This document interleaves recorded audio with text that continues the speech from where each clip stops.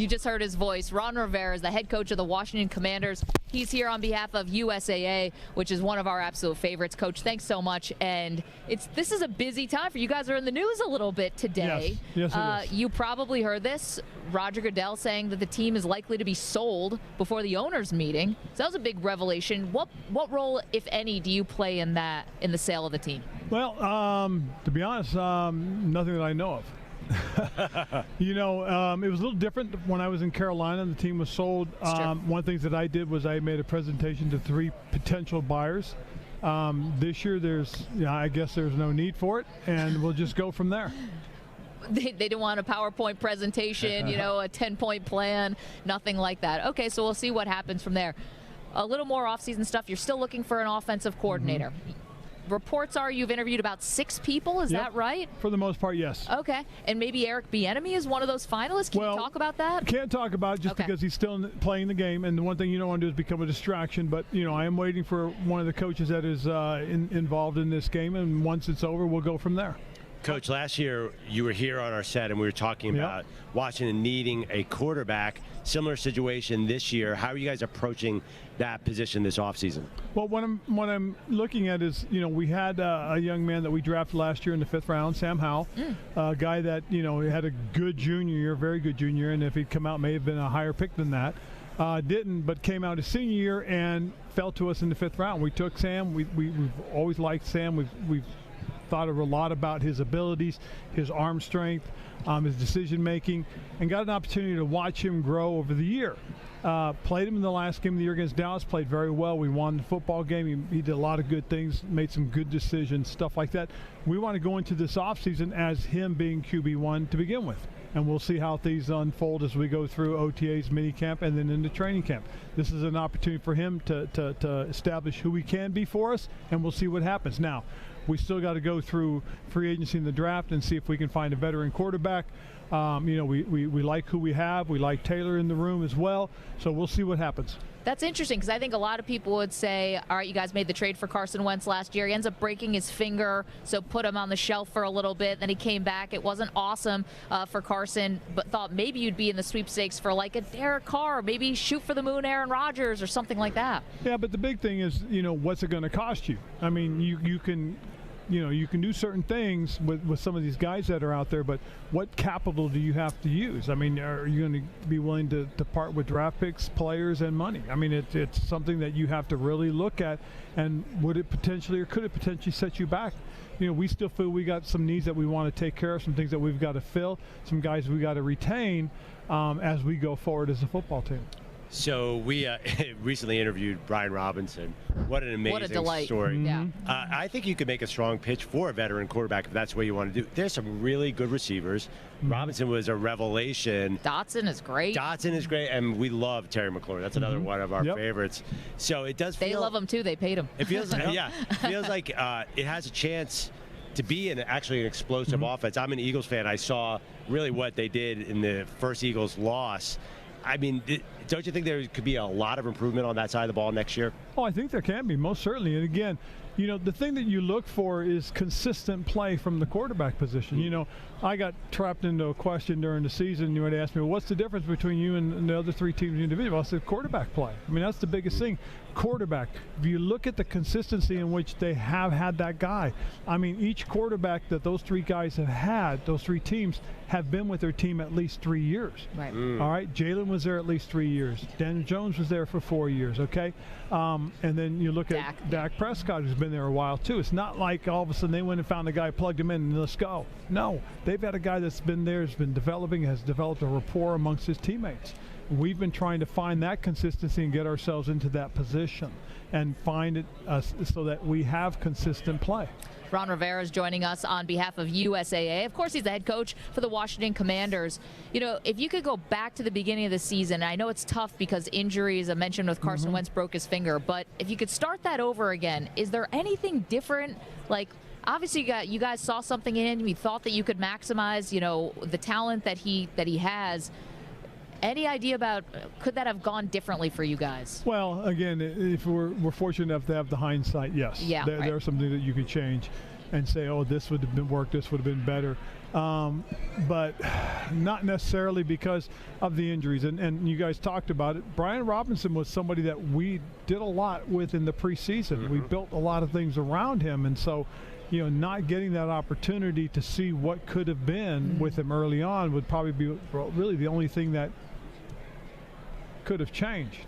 And obviously that situation was completely out of your control, where he gets shot in an attempted robbery and survived, obviously, and thrived last year. Yes, and it was one of those things that, it was going to take a little bit once he came back to us as he developing himself going again. But the truth of the matter is he showed us what he's capable of, and that's something that we look at and say, optimistically, that's going to be something that we got to continue to look at and grow.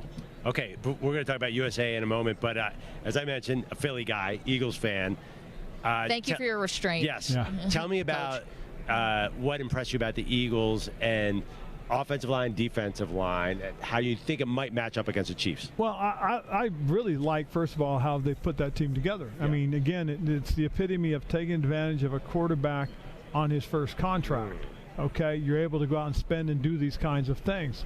That's what we're looking at with our guy. We're looking at a guy that potentially, if he is the answer and can become that guy, you've got him on his first contract. Yep. Secondly, so you got to give them kudos for doing that.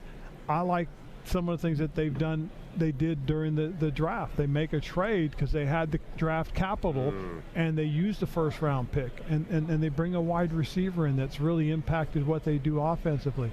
I like they went out and they signed Hassan. Reddick. You just look at this young man and say, God, this guy's he's an impact player. And they've done that. They shored up the front of their defense by going out and getting two huge defensive linemen that have impacted the playoffs as well, guys that have championship experience. So it's one of those things where everything they've done is, and I'm not going to say put their eggs all in one basket. It's not like they spent $1 gazillion. They built it systematically and put people in place. And so that's the thing that's exciting. Nick Sirianni is still a mystery to a lot of fans. He's a younger coach. He gave up play calling duties last year to focus more on head coaching duties. What has made Nick Sirianni a success in Philadelphia, in your opinion? I think because he understands the whole marketing thing and how important that really is. What's up, Nate? Oh, this is cool. Doing, man? A Radio Row moment. Congrats, man. I'm so happy for you. I really am. Thank you, man. I appreciate it. Hey, Nate, you're coming. You're hanging out next. That was Nate Burleson, who's going to be joining us next, hugging Ron Rivera. That was a very cool moment as a fan to watch that. What's your connection with Nate? No, just knowing who Nate is over the years and playing against him and stuff like that. And he's just one of the really super people. And to see a young man who's done things the right way and who's worked hard and got himself to the position he is, that's pretty neat, and it's I'm very happy for him. I really am. One last question for you. We'll get to USAA. It's about the Dallas Cowboys making a change on their offensive coordinator. You, as a defensive mind yourself, obviously, and an incredible defensive player that you are, and you have a great defense on your team. Like, what was it? Was that a difficult or team to game plan for?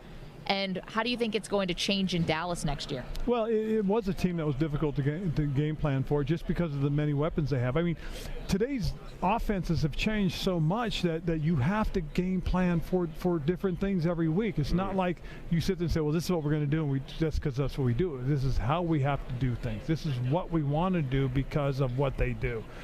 So you have to match your opponent. So they were difficult to begin with. What's going to change with Dallas more than anything else is, when you're a head coach and you're calling plays, you're really only focusing on one side of the ball. Now, you may do a presentation at the beginning of the week where you talk to both sides, but what's going to happen now is his focus is going to narrow. It's going to narrow in one side.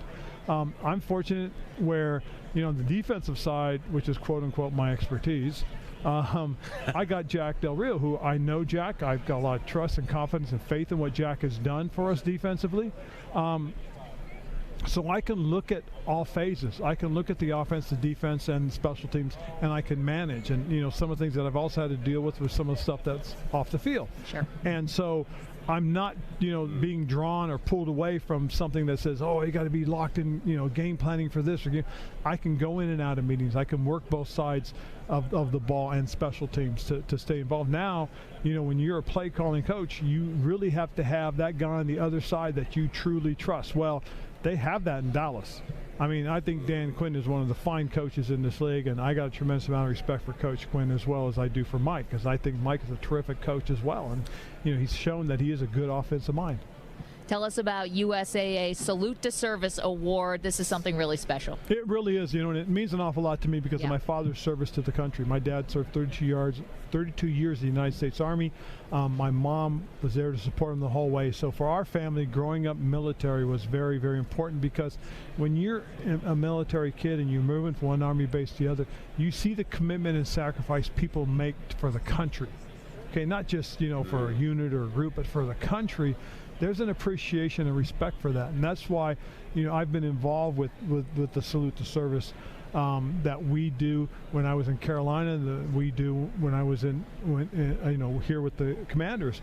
And it's very important to me because I want to make sure everybody understands that it is important that we say thank you to these folks, because their commitment is they're sacrificing so much, and some ultimately do create the ultimate sacrifice. And so we want them to know that, and in my opinion, we should want them to know that we truly do appreciate what they've done for us. Absolutely. It's fantastic. The USAA is the official NFL Salute to Service partner, and the Salute to Service Award presented by USAA.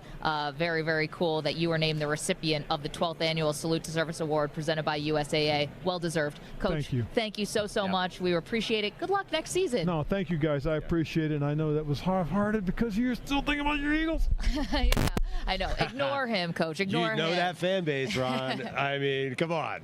Well, I do. Believe me, I really do know that fan base. Yeah. And, hey, I was there for 5 years. I'm very well aware of that. All right. Well, thank you, guys. Thank you.